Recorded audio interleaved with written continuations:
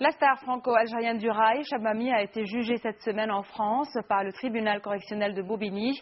Il était accusé de tentative d'avortement forcé de son ex-compagne.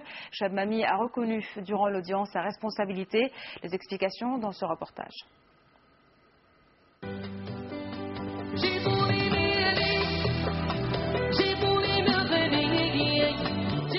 Des salles de concert à la cellule de prison. Depuis 2 ans, il était en fuite en Algérie.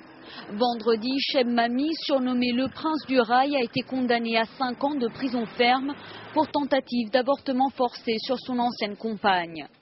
3 autres personnes ont été incriminées. Parmi elles, Michel Lévy, l'ex-manager du chanteur, a écopé de 4 ans de prison.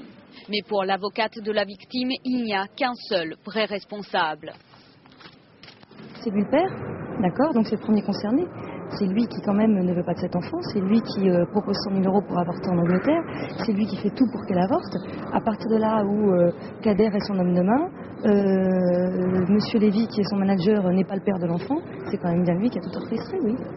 Août 2005, la star entretient une liaison avec une femme française, une photographe de presse. Le jour où elle annonce sa grossesse au chanteur, elle aurait été amenée de force dans une villa à Alger. Droguée, séquestrée, elle aurait subi une tentative d'avortement.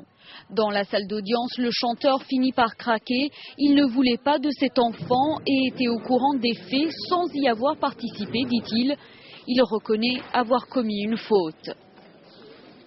C'est lui qui n'a pas dit non et en ce sens, il est responsable. Et il va falloir qu'il l'assume. Et c'est pas facile. En mars 2006, la jeune femme donne miraculeusement naissance à une petite fille en parfaite santé. Un test de paternité a confirmé avec quasi-certitude que l'enfant est bien celui de Cheb Mami. Icône de la musique en Algérie, cette affaire pourrait définitivement ternir l'image du prince du rail. Voilà, c'est la fin de cette édition d'une semaine.